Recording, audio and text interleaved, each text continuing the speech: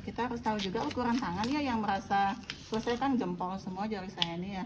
Kalau kalian yang mungil-mungil 7 mungkin cukup ya, kalau saya 7,5 ini ya. Oke, kita mulai karena kita sudah selesai tadi eksplorasi ya. Kita siapkan dulu tadi yang saya bilang ya. Kita siap, ini sudah dari awal sebenarnya, dari sebelum kita pakai membuka spa itu dari awal ya. Kemudian baru kita siapkan obat. Kita lihat penandanya ya.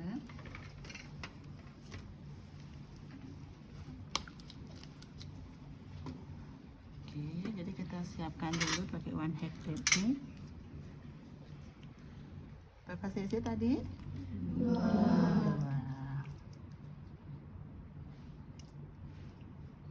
Kebanyakan saya nyedotnya harusnya secukupnya aja.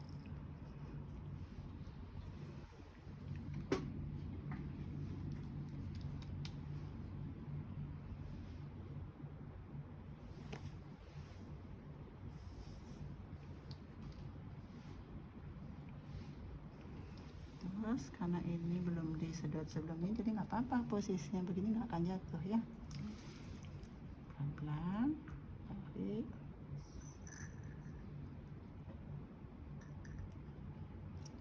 Buang tempat sampah, aja tutup pakai one hand tekniknya biar tidak melukai tangan atau kena jarum. Baru keluarkan udaranya, tarik dikit, pastikan tidak ada udara ya. Sudah siap, kita cek udah ada gunting. Oke, ngapain ada setengah cover di gini di tempat knitting set ini kan, di sini tempatnya. Belajar nanti nyiapkan alat ya. Ini nail powder, beda nail powder sama pinset apa? Ini lebih pendek ujungnya ya, pinset ini klem lebih panjang, ini nail powder lebih pendek. Kalau pinset kan beda banget kan. Ini gunting, pinset terlebih dahulu. Kalau bisa yang silurgi yang ada ujungnya, silurgi bukan yang pen ya. Oke, kita mulai melakukan hacking. Kita harus informasikan kepada ibu ya. Nanti aslinya jangan megang-megang masker ya. Jadi ibu, sekarang saya akan melakukan tindakan penjahitan karena di jalan lahir ibu ada sedikit robekan. Lampunya arahkan ke sini. Di depan ini harusnya lampu ya, menyoroti area kita bekerja ya.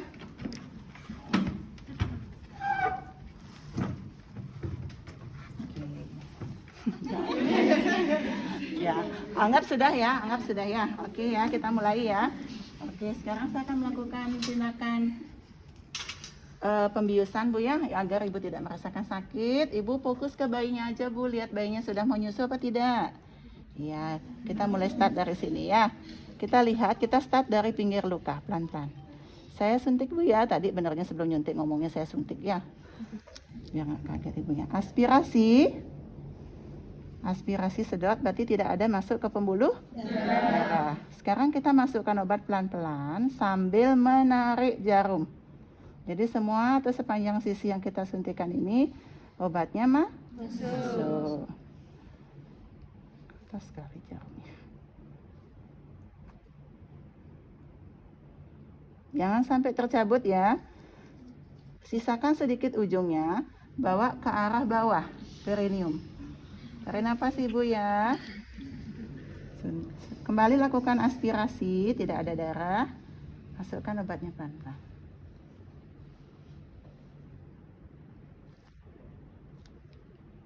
Oke, kemudian secara diagonal. Seperti membentuk kipas. Teng.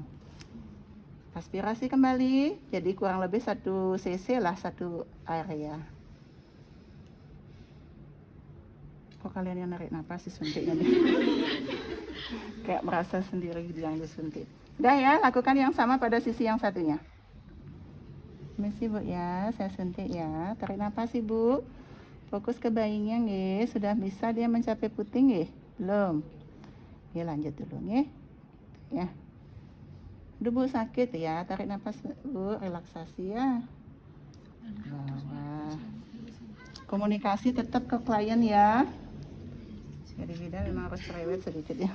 Kalian kena ya. Sorry, ini nggak boleh gitu ya.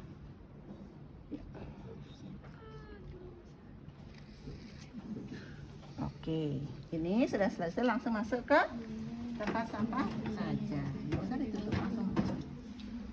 Oke, kita tunggu obatnya sudah bereaksi apa belum. Oke, pinset chirurgi boleh. Ibu, saya sudah selesai melakukan pembiusan. Saya cek dulu Bu ya sebentar. Apakah Ibu ngerasa tebal Bu? Terasa sakit enggak? Nggak rasa Bu Bidan? Enggak? Oke, kita bekerja. Ya, sekarang saya akan lanjut melakukan tindakan penjahitan Bu ya. Siapkan benang. Ada benang yang langsung dengan jarumnya untuk sediaannya. Ada yang benang saja. Jadi kita harus ada jarum terlepas. Ya, jadi ini yang sudah ada jarumnya. Buka aja seperti ini. Jadi dalamnya ada seperti ini.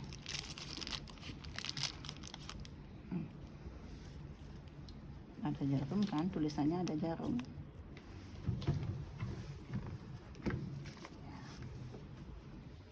Oke, kita buka.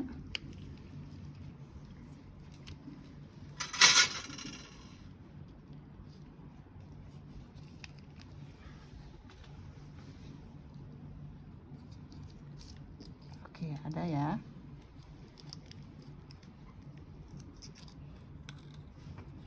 Nah, sudah ada. Jadi kita ambil nail powder. Ini boleh buang tempat sampah atau ke bengkok. Tekan bengkoknya untuk membantu kita siapa tahu nanti susah menjangkau tempat sampah. Ini bagian tengah daripada jarum. Sorry. Kecil sekali. Nah, jadi sampai bunyi klik, jangan sampai kambang ini ya, ngambang tidak, nanti lepas jarumnya. Jadi bunyinya sampai ya. Oke, sudah terjepit. Kita harus siapkan juga pinset, chirurgi. Boleh taruh sini nggak apa-apa. Gunting. Karena ini kan sudah pakai dok steril. Apa tadi saya sampaikan di awal, berapa senti di atas luka kita harus hekting? Sudah ketemu ujung luka, kita melakukan hekting 1 senti di atas ujung luka ya. Ini karena sudah galir kayaknya powdernya lepas dia. Oke. Nggak kelihatan ya? Iya, karena di dalam. Tapi tekniknya adalah di ujung luka itu 1 senti. Nanti di luar kelihatan teknik hektingnya. Oke, ini adalah perpanjangan tangan kita untuk tempat yang sulit kita jangkau. Jadi di ujung luka itu taruh aja biar nggak. Di ujung luka ini kita ikat dulu. Iya, ikat mati. Kalau nggak ikat mati lepas. 3 kali Bu? Ya boleh 3 kali, atau yang pertama 2 kali putaran tambah 1 lagi cukup. Udah ya, 1 senti di atas, 1 senti di atas luka. Ya. Ya. Susah kalau semua harus bisa ngelihat ya. Oke, sudah ya, 1 senti di atas luka. Lanjut, karena sekarang teknik hekting tuh ada yang jelujur, ada interruptus. Yang jelujur itu nyambung terus kita hekting. Nyambung. Kalau yang interruptus sekali dijahit, potong, jahit lagi, potong, jahit lagi, potong. Itu resikonya pas mudah putus, kemudian boros juga benang ya, jadi waktu juga lama. Jadi ini lebih banyak keuntungan ya, jelujur. Terus hekting dan sampai dasar luka ya, seperti pesan saya kemarin, kalau tidak sampai dasar luka bisa risiko terjadi apa? Hematom, betul. Ya, terus hekting karena ini jelujur tadi kan.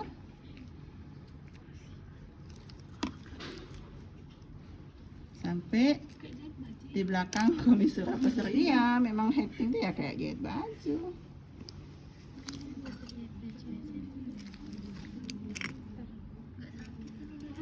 Karena sudah dibius, kan tadi sudah dibius ibunya. Kalau misalkan di tengah-tengahnya sakit lagi dibius? Boleh, kalau ibunya sudah nggak tahan, karena ambang sakit orang tuh kan berbeda ya. Ada yang kuat nahan sakit, ada yang sakit sedikit sudah teriak-teriak. Nanti saya ajarkan cara menghayat. Berarti yang 1 cm itu ujungnya di atas 1 cm. 1 senti di atas ujung luka. Enggak, maksudnya talinya kelebihan pakai Oh pakai iya. ikat tuh berapa senti? Sisa simpul benangnya 1 senti aja cukup. Ya, sudah di dalam sudah.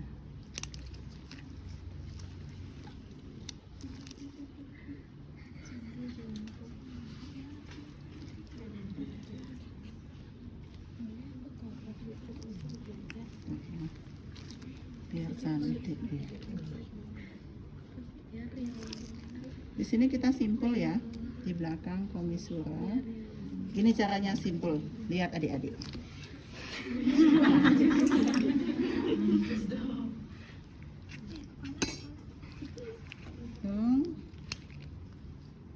Kan di sisa nih, ambil 2 boleh, tarik.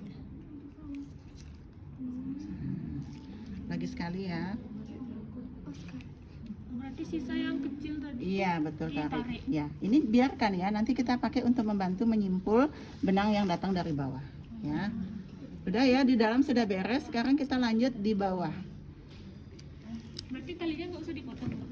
Talinya jangan dipotong. Nanti kita pakai simpul. Ya. Sekarang Ini kita tali yang ini maksudnya. yang mana? Nih yang ini nyambung. Ini Oh jangan, kita jelujur ini. Jahit jelujur itu. Nah seperti saya bilang tadi, nyambung, jangan dipotong-potong. Kita pakai ada gunanya nanti. Ini harus sampai dasar luka ya, tapi saya karena pakai pantum gini susah, nanti kalau nggak nyampe jarumnya kecil ya. Ini harus sampai dasar luka ya, seperti penjelasan saya kemarin, karena kalau ada space akan terjadi hematom ya. Aslinya harus sampai dasar luka kalian hacking ya.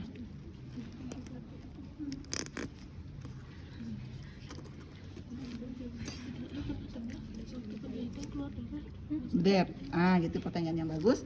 Pada saat kita menjahit itu akan banyak keluar darah, makanya kita perlu yang taruh tisu di sini. Kok tisu malah khas ya. Jadi dep. Jadi itu gunanya kenapa kita nomor persalinan berdua. Ada teman kita yang kita ajak, dia bantu kita ngedep, atau dia misalnya lagi fokus dengan pemantauan kelampat atau yang lain, kita yang ngedep ya. Oh ya, sudah 15 menit, tolong dong cek ininya, tensi dan sebagainya ya. Tuh ya, ingat ya, kita dalam persalinan tuh multitasking. Goyang-goyang ya.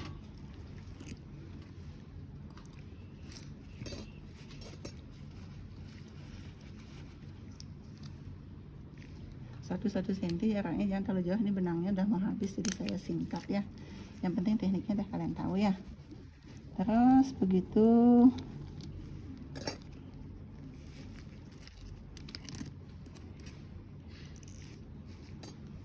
kadang-kadang hilang lihat jarumnya, takutnya kena tangan. Dia yang bayarin sekolahnya nggak dirumuin bapaknya. Nggak dirumuin bapaknya.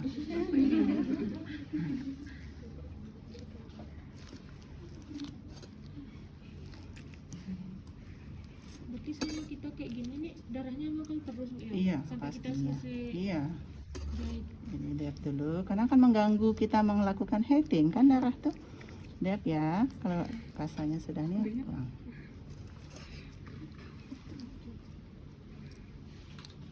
Kalau misalkan jahit sampai kena anusnya jahitan itu gimana? Nggak boleh, makanya nggak boleh, hati-hati. Jangan sampai, makanya nanti kita akan ngecek ya di anus itu apakah akan ada lubang yang terhubung dengan vagina atau ada teraba benang. Makanya kita harus hati-hati di sekitar Berarti situ. pas kita jahit mau sampai di sana itu kita masukin tangan kita gitu. Iya, nanti selesai kita hacking. Kita akan ngecek. Selesaiin dulu. Iya, kita selesaikan dulu. Makanya kita harus pelan, pakai hati ya. Apapun bekerja harus pakai hati. Jangan asal cepat selesai, ngejar apa gitu ya. Pakai hati semuanya. Sampai ujung ya. Sampai di ujung kita simpul lagi. Sekarang kita simpul lagi. Sekarang terakhir kita simpul. Simpul kayak tadi. Ya sama, biar ini untuk mengantisipasi kalau ada lepas, tidak semua lepas gitu. Sorry, ini kalau saya habiskan, saya suntik, saya tusuk lagi salah.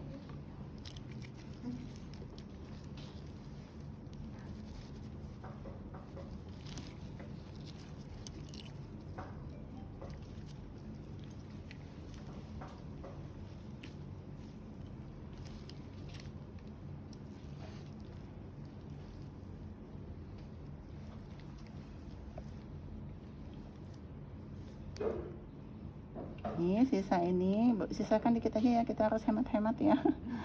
Karena benangnya masih sedikit. Oke.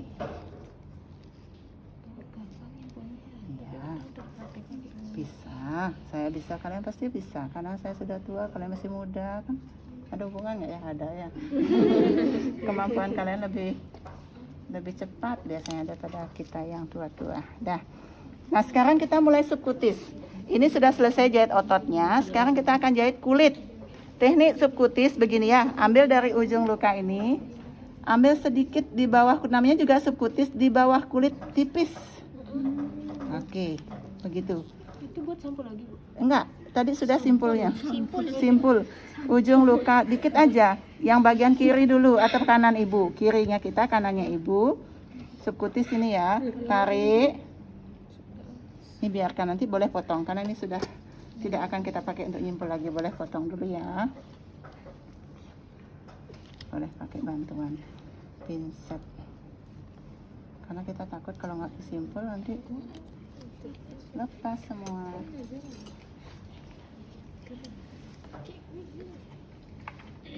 Oke, sudah. Ibu kalau kekurangan benang. Boleh, simpul dulu benang yang tadi, pakai benang yang baru lagi. Ya. Itu Iya. kanan kiri berarti. Iya, kanan kiri ini namanya subkutis di bawah kulit. Bu, udah nggak diotot lagi. Diotot sudah selesai. Berarti di otot tuh sama dia bawah gitu. Kalau Iya. dia subkutis tuh kanan kiri Iya, kiri betul. gitu. Karena dia akan menutup kulit sekarang. Menutup jaringan luka. Zigzag ya? Zigzag, iya, betul. Tadi kembali lagi ke kiri kita di atas tusukan yang tadi. Itu aja terus zigzag sampai tertutup lukanya. Ditarik pasti tertutup tuh. Ini sorry, ini jelek ini di sini. Belum selesai. Zigzag. Nanti temannya yang menyimak boleh sampaikan ke teman lagi. Ya, nanti kan ada bimbingan kelompok, kita kan bimbing lagi di sana di bimbingan kelompok ya. Penuntun belajar kan udah punya kan? Udah ada di KPN ya? Boleh baca-baca lagi penuntun belajarnya. Langkah-langkah yang mana belum dipahami? Kenapa? Kalau misalkan kan yang di ototnya itu sudah nggak sakit, terus Di kulitnya lanjut sakit. ke kulitnya sakit lagi nyuntik Enggak. di kulitnya. Paling kita lihat situasi ya. Kalau misalnya ibunya benar-benar tidak tahan dan tekniknya masih banyak, masih di pertengahan, ibunya teriak-teriak benar boleh. Tapi kalau tidak terlalu yang banyaknya masih sisa sedikit dan kita kan banyak metode pain relief ya, bukan hanya dengan bius. Apakah minta ibunya mengatur napas atau pain relief yang lain lah, minum atau apa gitu ya. Karena sayang banget hanya lagi sedikit aja minta dibius lagi. Kalau pembiusan 2 kali tuh sama sesuainya kayak yang tadi Sama. Dosisnya 1% ya. Ininya. Ini karena pantumnya udah rusak ya, udah coplok ini. Sudah banyak yang. Iya, semua harus mencoba. Habis ini satu mencoba, baru saya tinggal latihan mandiri. Boleh. Besok dia bisa sunat. Bu, kalau nyunat itu sama ya gini Apanya? cara jahitnya juga. Saya belum pernah lihat sirkumsisi ya. Ya, teknik hekting itu semua sama. Dia menyatukan jaringan yang terbuka kan. Pasti gitu, namanya juga teknik hekting. Menutup pembuluh darah yang terbuka akibat terjadinya perlukaan. Jadi prinsipnya pasti sama. Prinsip ya saya bilang, tapi teknik khususnya untuk penjahitan sirkumsisi, mohon maaf saya belum pernah belajar. Jadi saya nyampaikan aproksimasi, yang jelas semua fungsi untuk ini tuh sama. Menyatukan jaringan yang terbuka, menghentikan pendarahan untuk mempercepat penyembuhan luka. Berarti kalau misalkan kita luka sendiri, jahit sendiri apa ya? Silakan kalau berani. Saya tidak rekomendasikan. Kalau berani silakan. Pakai jarum jahit. Saya pernah suntik sendiri waktu belajar dulu kan kalau kita kuliah itu kita melakukan pemeriksaan HB dengan menggunakan pemeriksaan lab sederhana namanya HB Sahli. Kalian dapat nggak? Waktu hamil. Jadi kita harus pakai, kalau sekarang kan ada blood lancet namanya yang otomatis tuh ya. Kalau dulu tuh kayak pakai jarum pipih gitu dia. Saya pernah nyuntik itu sendiri ke diri sendiri karena pengen latihan untuk persiapan ujian tuh. Ya itu aja berani saya. Kalau hekting sendiri saya belum. Kayaknya saya belum berani ke arah sana. Kalau misalkan tuh masih ada bolongan bukaannya kayak gitu tuh. Itu karena fantomnya rusak. Kalau misalkan Enggak, biarkan saja. biarkan. Biarkan itu akan menyatu sendiri nanti. Kan tidak terlalu lebar kan. Nih dibilang, ini kan fantomnya rusak. Kalau misalkan ya kayak gitu udah aslinya Bu. Nggak apa-apa, biarkan. Pasti nanti menyatu. Kalau selama masa penjahitan pemulihan tuh itu gininya boleh itu harus kering atau tetap basah Bu? Jangan kena air kalau bisa. Kan dia kencing gitu. Oh yang ini, kalau luka ini nggak apa-apa di jalan lahir. Yang kalau pemulihan luka SC yang besar-besar itu baru jangan kena air. Makanya ada dipasang kayak hipapik yang tidak tembus air tuh. Kalau ini nggak apa-apa. Tapi jangan dibiarkan basah terus ya. Habis cebok harus keringkan. Kalau misalkan pas ngeringin tuh keluar darah dia gimana Bu? Wajar, namanya ini daerah bawah ya. Pasti ada lokia kan? Lokia tahu kan? Nanti di Nipas belajar lokia rubra. Itu pasti akan ada keluar darah terus dari dalam sampai hari ke-10 baru terjadi lokia alba. Nggak apa-apa, normal. Kalau darah masif dari kalau dari tempat jahitan berarti ada yang terbuka. Waktunya paling cepat, biasanya nggak lama ya. Setelah diheating masif lagi mungkin terjadi hematom yang tak terbendung.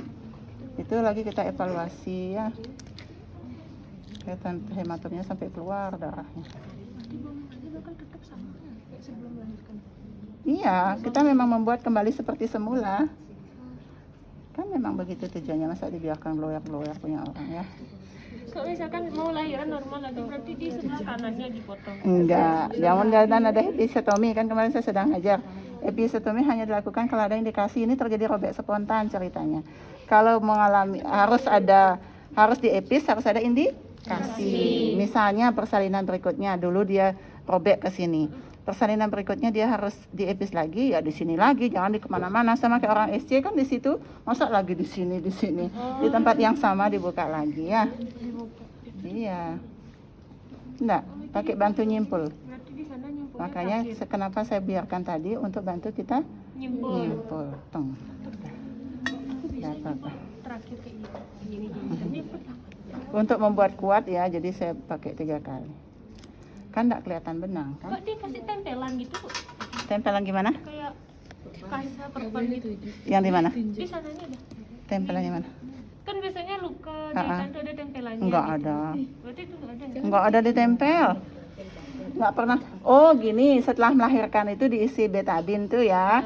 Kasa diisi betadin ditempel. Itu untuk antiseptik aja sih biar tidak berkembang bakteri, tapi menurut saya itu enggak efektif.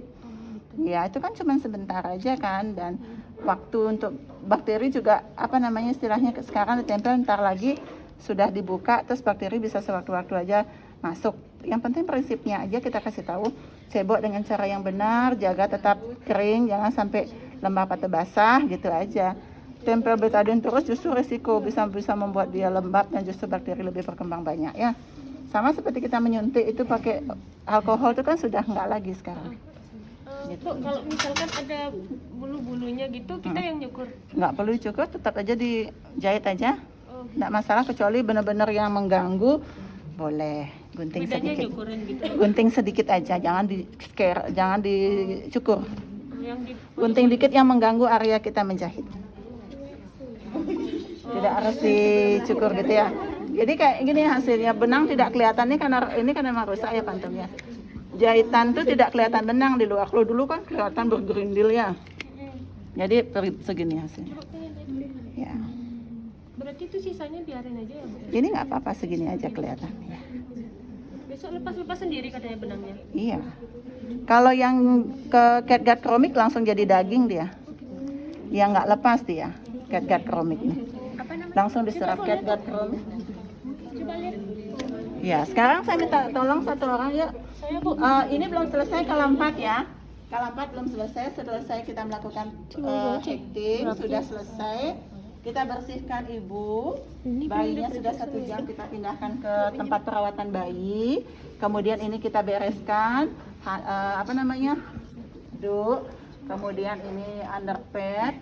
Kemudian kita bawa ke tempat sampah medis. Duk kita simpan di tempat yang kotor, linen yang kotor. Kemudian bersihkan menggunakan apa? Ibu dan tempat tidur dulu. Yang pertama karena kontak dengan darah dan sebagainya. Larutan klorin 0,5%. Bersihkan dulu, kemudian bilas pakai air sabun dan air bersih. Baru pakaikan ibunya baju. Tempat tidurnya juga sama. Tempat tidur dulu bersih, baru ibunya dipakaikan pembalut dan celana. Jangan dulu dipasang stagen. Ya, kemudian biarkan ibu menyusui bayinya setelah dilakukan pemeriksaan bayi. Kemudian lanjut pemantauan kala 4 sampai berapa jam? 2 jam. Berapa menit dalam 1 jam pertama? 15. 1 jam yang kedua? 30. Pinter ya. Sekarang ayo siapa yang mau mencoba? Saya. Yuk.